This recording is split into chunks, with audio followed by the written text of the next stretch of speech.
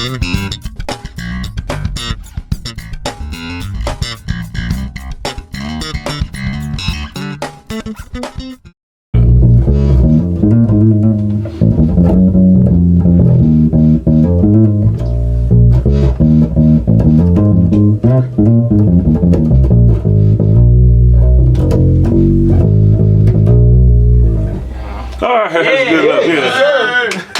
a lot. Gotta warm up. I'll probably do that again. You know what I'm saying? Once we get into it, you know what I'm saying? Just play something. Okay, well, ladies and gentlemen, welcome to the basement. We're in the basement again, once again. Welcome all the bass players from around the world. And right here in Detroit bass players hanging out in the basement. That's BASSMINT. Hanging out Reggie's basement, and we about to do an interview with this fine bass player. What's your name, sir? My name is Larry Lewis, Larry Grant Lewis, Jr. What they call you? AKA Larry Live. Larry Live. Yeah. Okay, now I know a little bit about you, but I'm gonna ask you some questions, and hopefully to assist me as some of these other bass players I gotta acknowledge. And so, just tell me your name as I go around. What's your name, bro? Chuck McCants. Chuck McCants. You play bass? I do. Well, where is it? Is it on your shirt? Is that the bass you play on your shirt? You know you're not allowed to come in here without your bass. Retired. And who else we got? We got Corey Tramontelli. Where's your bass? Right over there. Oh, okay, all It's the right. one that looks like yours. Yeah, except mine is maple and it's 5 strings. We also have in the house with us Dennis Patterson. another Detroit bass player. Playing the Ibanez, one of my favorite basses of all times. Yes, sir. A 5-string Ibanez. Wait, we got. This is a better one. Ibanez be killing it, man. And next to you, Dennis, who we have? Kevin Floyd. Kevin Floyd, another Detroit bass player, and that's a nice bass you got right there, boy. Thank you. That's real nice, man. It's a Ken Smith. Ken Smith Burner Deluxe. All right. And next to you, we have who we got there? Michael Petron. Michael Petron, how you doing? Another Detroit bass player. I can tell by your shirt. What kind of bass that you got in your head? Fender Squire. Yep. And next to him, we have a In the Basement alumni. What's your name, sir? Michael Rich. Michael Rich. DetroitBassPlayers.com. You know the funny thing, it went down for a little bit. Yeah. The site went down, now it's back up again. Yeah. So we back in business. And Mike, thank you for the chicken. Mike brought us some chicken, y'all see? Yeah. We get fed around here. Also, another Detroit bass player. What's your name, sir? The Bass Pimp. Everybody calls me that anyway, so. One of the heavy hitters in the town. And don't talk about my weight, you know I'm a little sensitive about my weight. I'm sensitive about my weight, be careful now. You know, in case people don't know, you know, that's a good, somebody might not know what heavy hitters mean. Heavy hitters is bass players that's been out there doing that thing on the road, hitting them big stages, doing them big things, you know. So that's a heavy hitter right there. And we also have... Hi, I'm Bruce Agababian. How you pronounce that again? Agababian. Agababian, another Detroit bass player? Yes, and I forgot my bass. Oh, my Lord. That's okay. That's okay. There's plenty of them I'll in bring here. it next time. Okay, there's plenty of them in here. And they all going to help assist me on this interview with Larry Live. Now, I know you from one of my students, first of all. Okay. One of my students, Sean Fleming. Okay. Yeah, I went to high school with him. Yeah, he said, man, you got to get up on Larry Live. I was like, who is Larry Live? And then I did some research. I was like, oh, this the cat that played bass with Eminem and all of those cats. Yeah.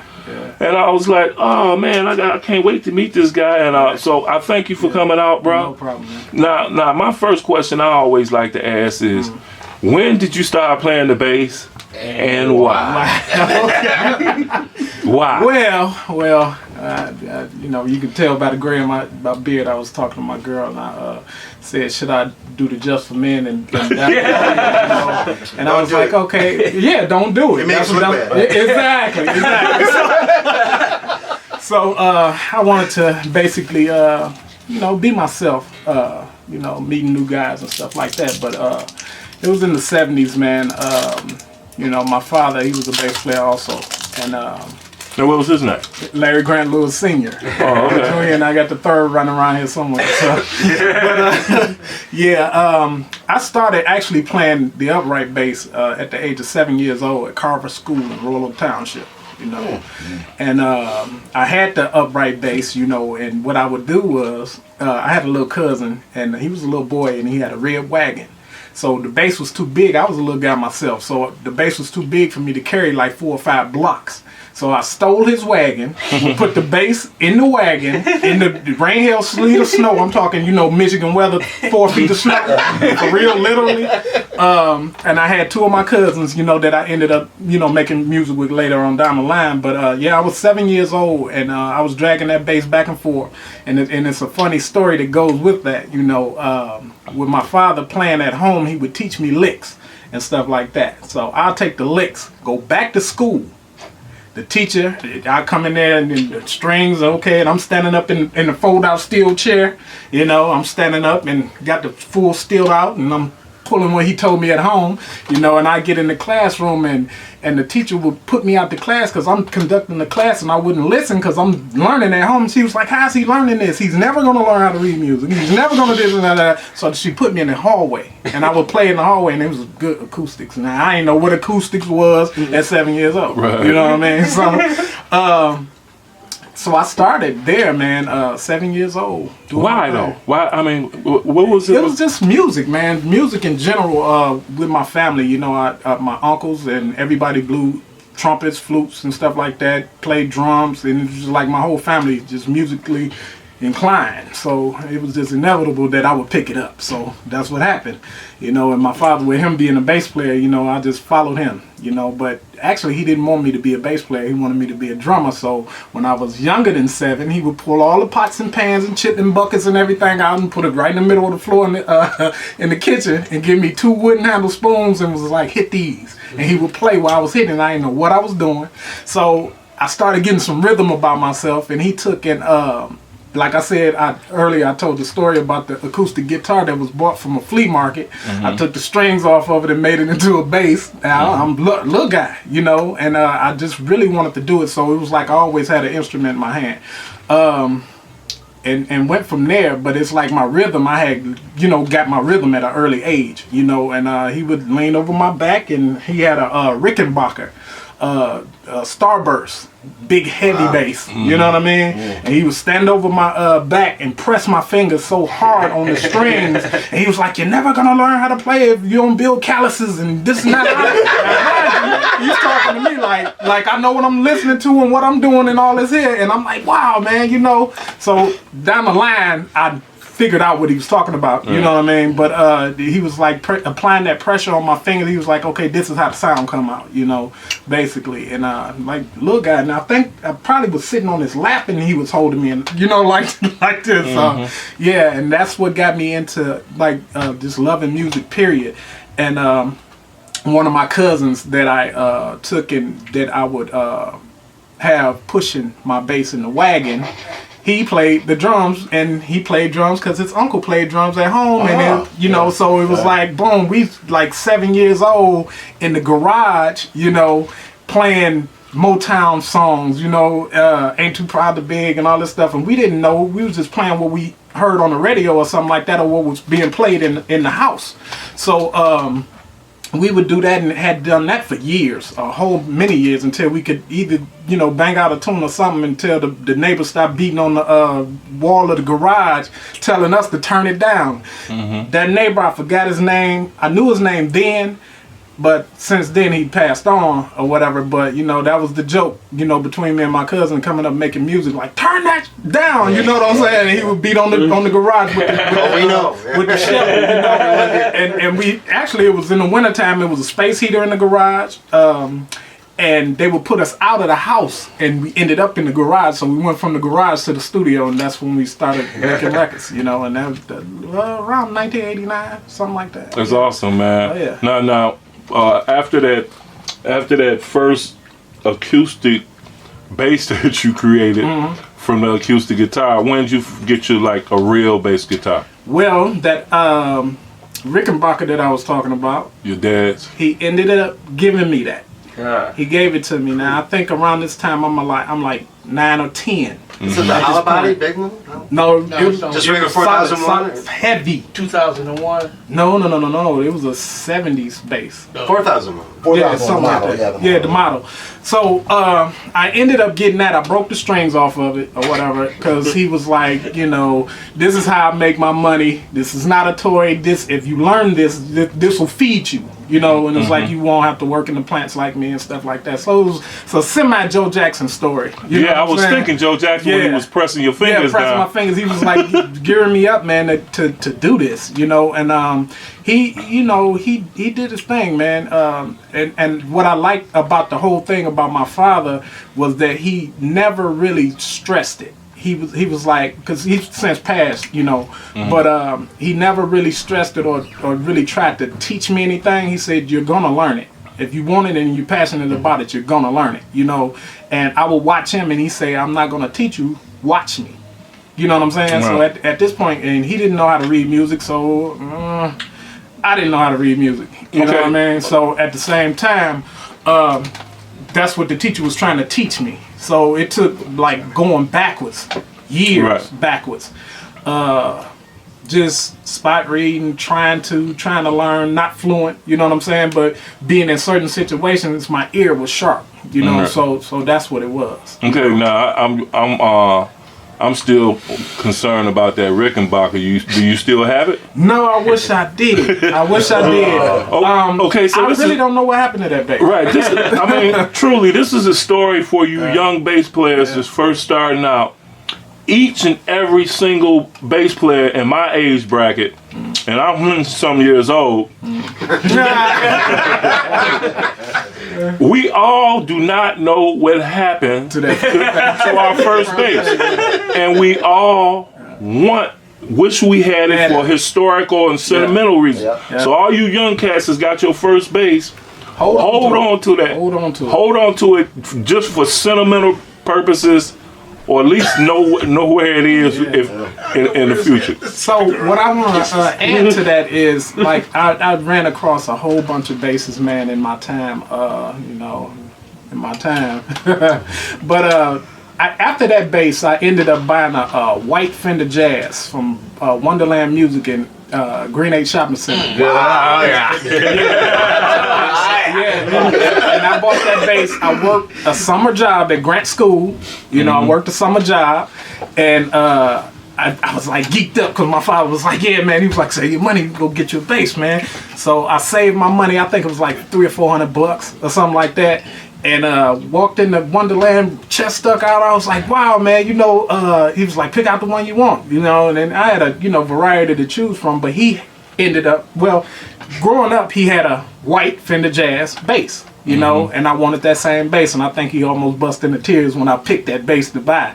And I took that bass, I held on to that bass, it was 4-string. I held on to that bass for years, Then after that one came, man, you ain't got that one either. No, actually, I don't have that one, but I have a 5-string Fender Jazz bass. Okay. Yeah, but I didn't bring that one because I play this in the studio a lot, But at the same time, I went through the Marcus Miller 5, Burgundy bass. What else did I have? And I had got another 4-string white bass. Sound like Larry Graham with them white basses, man. And that was just me, just patterning myself after my father, man. But the story behind that is kind of crazy, but that ended up becoming Toothpicks. Oh wow, man. So, okay,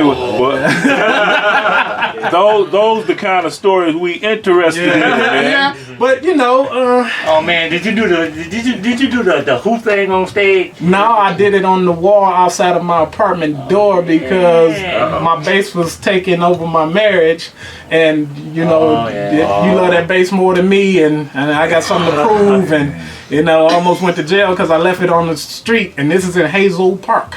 Yeah, right. I left it on the street, and the police came, and they was like, we're gonna give you a ticket if you don't pick that bass up. So yeah, and I actually kept that bass, and I was like, okay. I was so frustrated. I was like, look, tax time coming, right? What you gonna do? So I went and bought a brand new one. I put it on the stand. I was like, look, you can get out of here. And if this stand imprint where I left the bass at is moved, it's gonna be some problems.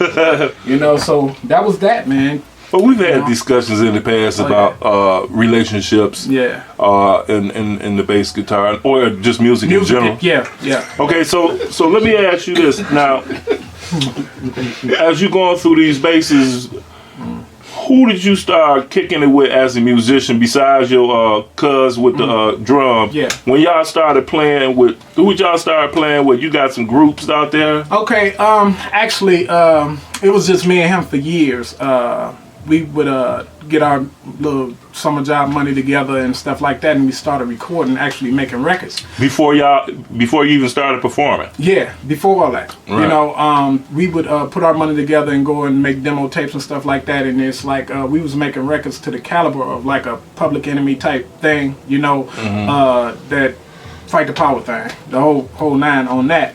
And it was like good enough music where we tried to get a deal, you know, with Motown, who else? Capitol. We submitted songs for Malcolm X the movie and stuff like that, which was all turned down, you know, because of the lyrical content. And they were sending letters saying this is not what we're trying to portray in the movie. So I'm gonna think. I was under the impression instrumentals. Who doing the lyrics and rapping on it? I was rapping. Because actually, I had put the bass down for a while, started rapping. My father gave me an organ from the elementary school, and I started getting into producing and making beats. So I was always on the musical side. Right. And my cousin ended up becoming a DJ, you know, and over the years we had got good, you know, and I took and, you know, basically switch hats, basically, you know. So what I did was I bought a drum machine, and another one of our cousins came into it, and he was like, okay, I'm gonna put some meaning behind your lyrics. So he started ghostwriting, you know, and we became a group called General Principle, and this was around 1988, 89. And from there, we was doing shows down in, like, I don't know if you guys familiar with like Scruples and stuff like that, open mics and stuff like that. Wow. We was doing a lot of that, you know. It was like the DJ and the two rappers and stuff like that. So it was like the hip hop thing just took over. And at that time, I was strictly rapping. You know, I wasn't making music. But when we would go in the studio, I would play like the keys, because I could play keys, I could play the bass, little bit of lead guitar or whatever, you know. We was recording at Slick Tracks with Dave Taylor. So we did a lot of those things, and basically it blossomed from there.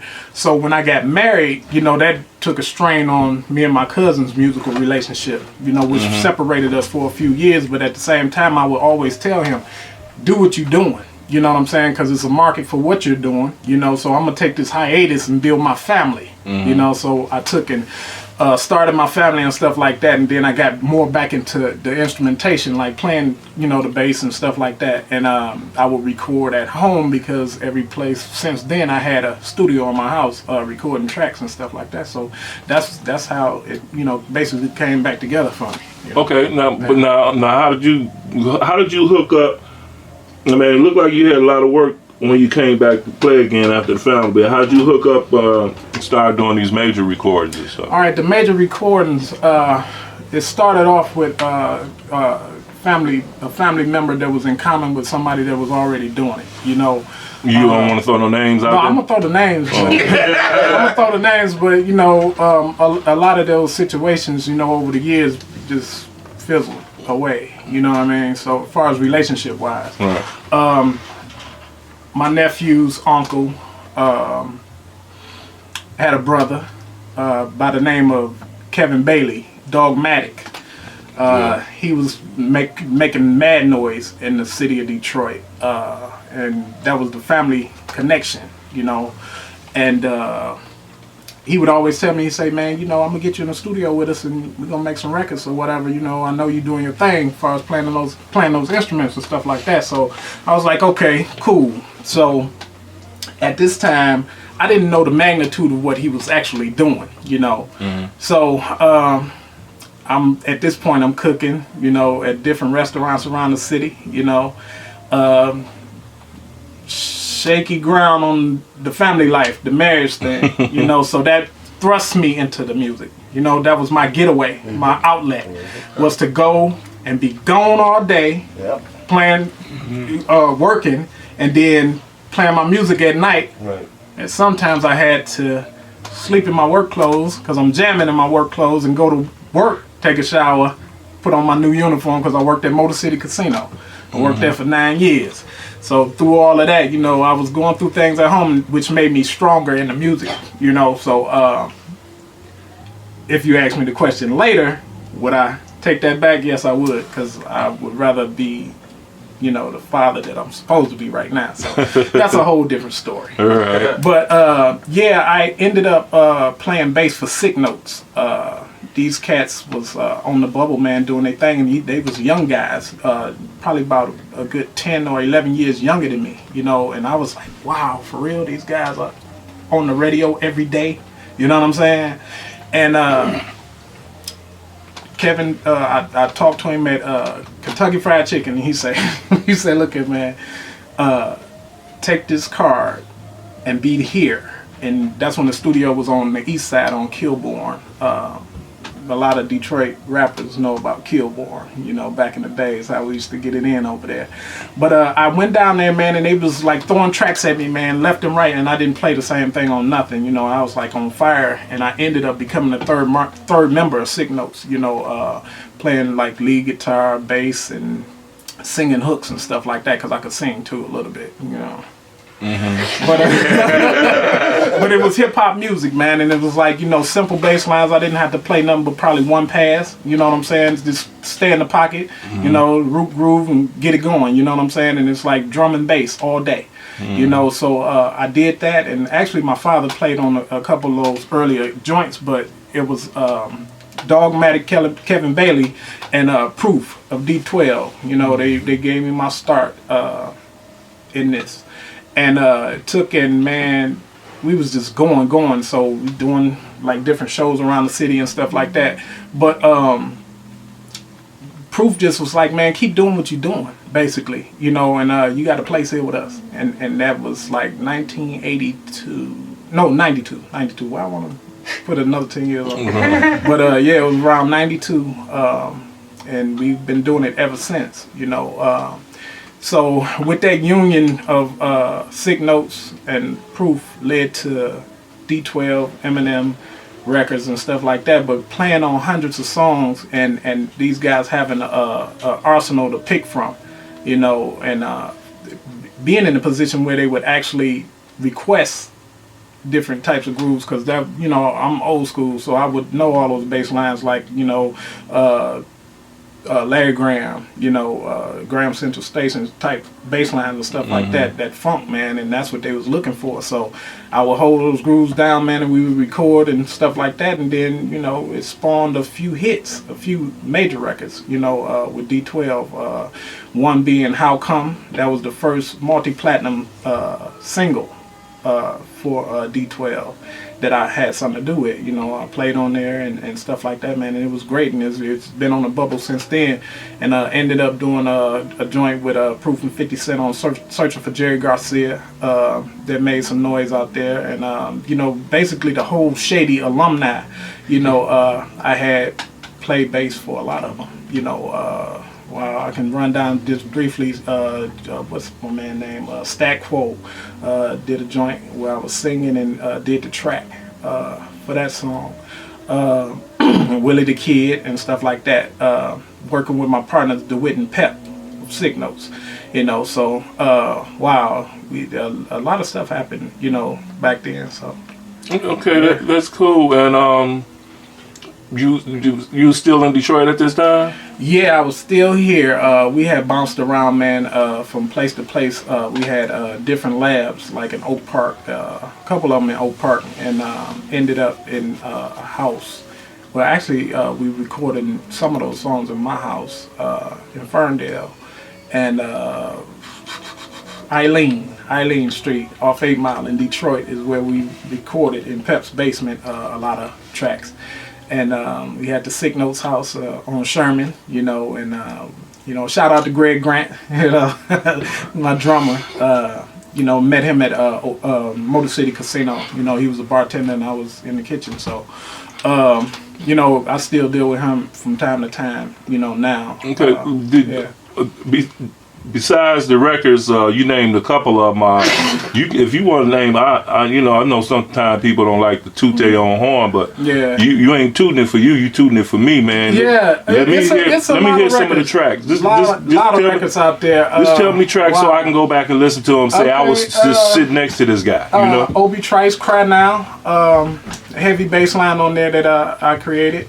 You know, it was like basically a Motown groove type funk, you know, deal that was driving. It was the driving force of the song, you know, and lyrically he brought it, you know, and the wit and pep on the drums and the mixing and mastering of that song, man, it was real heavy. What else? Oh wow, man! It's like right now I really can't think, but it's a lot of records out there. Wow. Mayday's album, you know, artist that was produced by Sick Notes. I played on probably like 85% of that record. You got Rashad Morgan, aka Ray Ray, you know, tell them what they want to hear, man. You know, I played on at least probably like half of that album, paired up. Shout out to Darrell, Red Campbell. Wow. Okay, well let me ask you this. Did you ever do any live performances as well? No, I didn't do none of the live performances because I wasn't available to go on the road, you know, being that I was working in and out of town and stuff, in different situations. Right, so you did a lot of the tracks. Did you happen to write any of this material? Oh, well, if you consider sitting in a room with your two partners, I consider that writing, you know, and you coming up with original ideas and stuff like that, you know. Okay, I understand exactly what you're saying. But when a record, let's just say a single, for example, when a single is produced, and I'm old school, so I actually, this ain't a CD in my hand, this is actually some vinyl. But what happens is they put the title of the song and who it was written by, right? Yeah. And I've seen as most as 3 names, but sometimes it be 5 or 6 people collaborating, and it's funny how only certain people's name get on the tracks as songwriters. Are you one of those names? Yes, sir. And it's funny that you asked me that, and I'm going to go in depth real quick about that to all us bass players in this basement and to all you guys out there. It's called publishing. You know? It's called publishing and knowing your part of the business as that entity in that collabo. You know what I mean? Exactly. So if you don't know your paperwork, I don't know if you can cuss on this show. You're gonna get boned. No. Yeah, you're gonna get screwed big time. You know what I'm saying? You know, but at the same time, you know, you take your L's, man. You learn the business. You know, once you learn the business and stuff like that, you won't have problems in that area. But yeah, publishing, man. If you in the creative process, making a song and stuff like that, you never know how big that record will get. Right. You know, so just signing the right paperwork, man, and being in the know, you know, of how. Right. So many musicians help write songs and then when the songs blow up, only so and so gets the publishing credits for it. I was part of a song like that was out in Detroit in 1978, 1979, and only the producer and the keyboard player were listed as the songwriters, and I was one. And I want my money, man. but let me ask you, being a part and a part writer for multi-platinum tracks and stuff, and getting your publishing right, you had your publishing in order, right? Yeah, at that time. So you know, you can only bump your head so many times. Right. So did they have these things called royalties that start coming back, and you can explain what royalties mean in a second, but one is like the artist royalties and one is the publishing, and I think what happens is that these are for certain people using your materials out there all around the world. Right. they have to pay for this stuff, and that's called royalties. Am I correct? Yeah, it's like basically the spins and stuff. How many times you'll hear I don't know how many seconds it is of a song in be it a commercial on TV or spins on the radio and stuff like that. If you sign the correct paperwork, for your royalties. The back end, a lot of people, when they plan on songs like that, they'll take the initial payout, and it's called work for hire. Right. You'll take that initial money and you like, I don't care, this record ain't gonna go nowhere anyway, and you mess around and that record go triple platinum. And that's when you sit back and you sitting there, with a 40, talking about something I wish I shoulda, coulda, woulda. So That's where a lot of your BMI and ASCAP stuff come in right there. Yeah, exactly. BMI, ASCAP, having that in order and stuff like that, man, you can't go wrong. So for a lot of bass players and people out there that's doing work for hire and stuff like that, get your BMI and your ASCAP up, man, and make sure your paperwork and truly deal with people you can trust.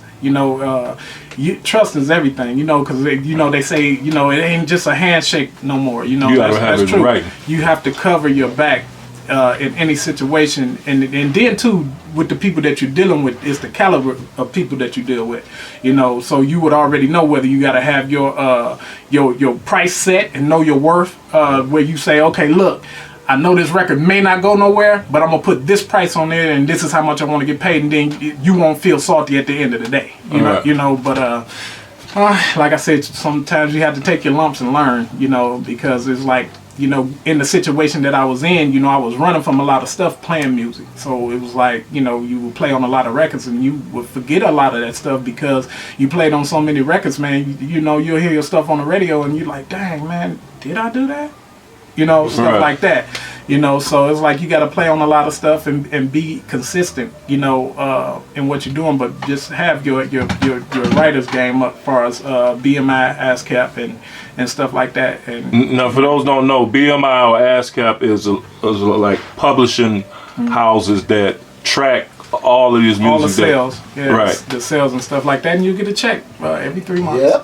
Yeah. So you getting royalty checks? Yeah, I still get royalty checks, man, from like stuff that I did like about 10 to 12, 13 years ago. That is awesome, man. Yeah, that's like a lifetime royalty, man. Now, is there a fee to join BMI or ASCAP to have your songs published? No, it's not. Actually, you just go online, become a member and stuff like that, and they'll track from your number. Well, how do they know? How do they know a song is yours? What do you do? Submit First of all, whoever you're dealing with, or whatever publisher you're dealing with, or something like that, they'll take and handle that paperwork. You sign off on the paperwork, and they'll track the spins from there. But do you submit the songs? Yeah, the company or whoever you played the songs for will submit the songs to the ASCAP or BMI and stuff like that, and they'll track the record because you have to register the song through ASCAP and BMI for everybody to get paid on that byline. So. Right. Oh, that's awesome, man. Even on TV commercials, movies. Yeah, same thing. Video games, anything. All that same stuff. thing. You own it. And you never know if something you did 20 years ago is going some kid that ain't even born yet is going to say that's the bomb diggity, and I want to use it on something. A good friend of mine who happens to be a Detroit bass player, his name is Jake Wade. He doesn't live in Detroit anymore, but 20 years ago when he had a group called Riot, some people know it as L Riot, and all the members went on to do big things. Like one of the singers would start singing with Bob Seger, another one went to star in all the Dreamgirls plays, A-Man, Roz Ryan is the name anyway. But anyway, so Jake wrote this song about 40 years ago, and Beyonce took the hook. And she used, I forget the name of the song, but Beyonce is using it. Now all of a sudden, Jay got some money again. I mean, well, I can't say that he didn't have none, but I'm just saying, just something he wrote a long time ago that just died, and Beyonce picked it up, and now he getting them royalty checks like that, man. Oh yeah. A couple things that I did is in syndication also, and that's when the royalties don't stop. Robin Big, first couple seasons. On MTV? On MTV, The White Rapper Show, Miss Rap Supreme, and all that stuff. Tracks that Sick Notes produced. and big stuff, man. You know, and it's like I hear this stuff, I'm like I could be laying in the bed and I'm like, I did that. Yeah, that's gotta be awesome, yeah, man. it's a good dude, man. So what you up to now, man? What's been now? Well, I heard you didn't just come back from a dip you did in Atlanta. Why did you go to Atlanta? And well, chasing the dream, man. Basically, wanting to stay relevant in the music business because it had died down so much here in Detroit. You know, it was like, you know, being in the studio all the time recording. It's just like down there I was hearing the buzz from my partner because he made the move first, and he was like, man, this is where you need to be, man, you know, because it's like, you know, from where you're from, they're not so apt to have that bread ready, you know what I'm saying, to pay for what they need. And that's another thing too that I wanted to touch on. I'll touch on a little later about, you know, if you're in the music game, you have to invest in what you're really doing, you know, and that's be it paying musicians or paying for studio time or buying equipment, you know, down to the you know, when it's the financial aspect of everything, you know, but that wasn't the problem in Atlanta, because when I went to Atlanta, it was a lot of people out there, you know, that were talking. They was about it. They either had a record deal or had money to back up what they was talking about, to keep you busy and working. And it was a job, because it's like in the building where I was down there in Visions, man, it was like you go knock on the door and get a couple dollars quick. You know what I'm saying? Because everybody's down there making music, man, and good music at that, you know. And with me being from Detroit, man, we get a lot of respect in Atlanta, where it's like, wow, you know where the funk is coming from. So you add the funk to the South, man, and that's a whole new sound. And that's what they was looking for. And I laced a few people down there. So, you know. now, what made you come back to the Motor City? I'm back. I was gone 30 years, and for some reason, I have no idea, but I'm back and I'm enjoying it. Well, I'm enjoying my stay though. You know what I'm saying? What made you come It back? goes back, man, to the family thing. You know, I had a son. Well, I got a son. I'm not talking about him in past tense, but I had to come back and save him, man. He was like a troubled child, you know, autism and stuff like that, and he needed his pops, man. You know, somebody that was going to be there and be consistent with him. So what I did was I dropped everything. I was doing the music and everything, and came home to get my kid, you know, and I did that, and I would pray to God, you know, and you got to be spiritual in this musical game, you know, because God plays a big role in it, you know, be it your success or keeping your mind straight, you know, but I figured that, you know, I could take care of my son and still do what I love to do at the same time. And I feel like since I've done that, everything is looking up for me. I was able to start my own company, which is called Flagstaff. That's my Flag is my mother's maiden name. So I took that and, you know, incorporated that into music, you know. And that's right here in the Motor City. Yeah, Oak Park. My studio is called Flagstaff Productions. So with that, in the house. Oh yeah, Oak Park in the house. Yeah, okay. Yeah, so I started that, man, and really started the whole production in the thing that I do, because that's where I found it most comfortable for me, as opposed to playing out or in the band and stuff like that. I, you know, became good thanks to my boy Pep Dog, that got me started, him and DeWitt in the production end of things, you know. So I learned a lot, man. And now I can incorporate that and really have a lifestyle, man, that I want to live in the music business, you know. So, you know, for.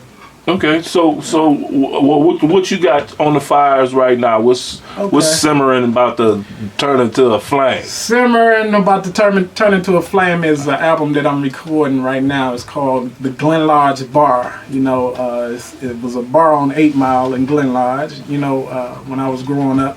And it's basically paying homage to the city where I'm from, you know, which is Ferndale, Oak Park area, you know, and it's going out to the people that respect and know me from the things I've done and growing up, watching me become the musician that I am. Me giving them something, you know, like, okay, where you been so long? Are you still doing music? Yeah, here I am, bam, you know. So that's what it's gonna be like, you know. So I'm in production on that right now, and I'm working with a lot of cats in the neighborhood and via online Dropbox, Skype, or whatever. Producing tracks for guys that's in and out of town, or where I could send music that I create to them, or sell my music over the internet. So basically just producing, running Flagstaff, and looking for clients. If you know Larry Live and know that funk where I came from, all those hits I used to lace y'all with is 10 times better now. So mess with your boy. Okay. Now, say we did want to keep in touch with you, or listen to some more of your tracks, some of your recent stuff that you're doing. How do we get a hold of you in this computer age? Okay, in the computer age, you can go to like Larry Lewis / Facebook. You can find me on Facebook. That's LOUIS, or LarryLive1@gmail.com. You can email me. Stuff like that, man. I'm on some of everything, so it's like my real name. So if you go to anything like Twitter and all that stuff, you can find me, Larry Lewis or Larry Live. Okay, and listen to some of your current beats, tracks, and stuff. Exactly. Where we hear that at? Reverb Nation and what's this other one out here? SoundCloud. Yeah. I'm bringing myself up. I'm old school, dude. And my daughter, man, Marie Lewis. Wow, she is. She's dangerous, man, and she's 15 years old, making noise. And I see myself in her. As far as being a up and coming producer, man, and she's dangerous, and she hit me up to SoundCloud and stuff like that, and I'm sitting on like 3-4 terabytes of music, so she's putting me up on game, man, as far as letting my music be heard and stuff like that, but basically that's it, man. Yeah, now I ain't want to keep you, man. I don't like keeping people and stuff, man, because I feel like I'm kidnapping you and stuff. No, cool. You probably got stuff to do, but I do have a couple of more questions. Since you've been holding that bass in your hand, did you listen to bass players and have like favorites or influences on the bass? Yeah, it goes back to my cousin DJL, Luther Randall, man. He would sit there, man, and we'd sit in that horizon, man, and he had the sounds, man, just blowing, and he's pick up on this, man. This is Larry Graham. This is Louis Johnson, Marcus Miller, and he just was throwing names at me, and he got me to the point where I would read the liner notes or who was on the bass on different songs and stuff like that, and going back and we hit the jazz, Charles Mingus, Ron Carter, and stuff like that. So another Detroit bass player. Exactly. Actually, the same street that I grew up on, Ron Carter grew up on the same street. Okay. Yeah, Garden Lane, Ferndale. Wow. And any other bass players that you were digging or still digging? Wow, man. Just cats, man, out the neighborhood. Paul Stewart, Darrell Red Campbell, guys that, I look to, to just that funk, man. And it was like I would follow the funk, Bootsy Collins, man, wow, stuff like that, Another Detroit bass player from from Ohio. Yeah.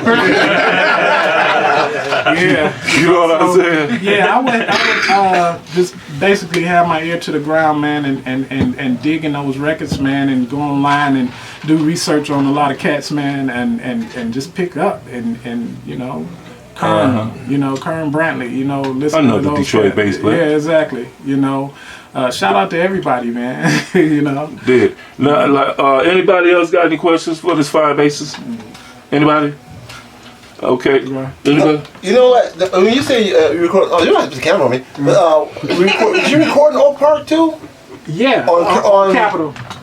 Oh, okay. I know. Yeah, Capitol and Coolidge. That was Signo's studio. Yeah. See, I'm right there by Coolidge. Because there was another recording studio right there on Kenwood and Scotia. No, Kenwood and Coolidge, because that's where I'm at. Right in that area is a house. Right there in that corner is a house we recorded. He's got a good studio in there. Yeah.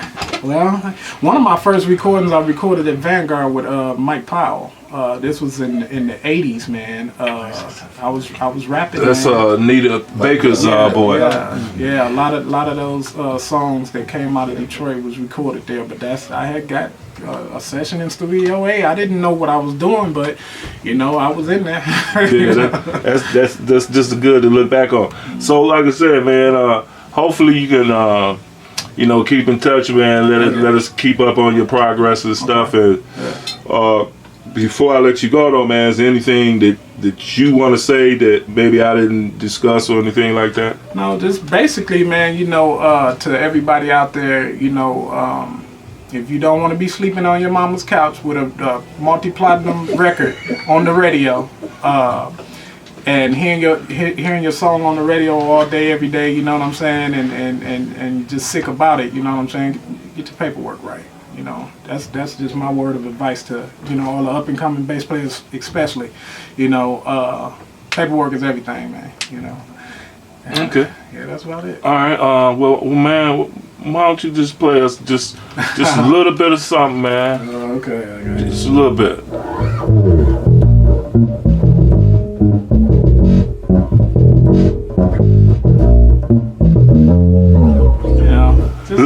Man, ladies and gentlemen, Mr.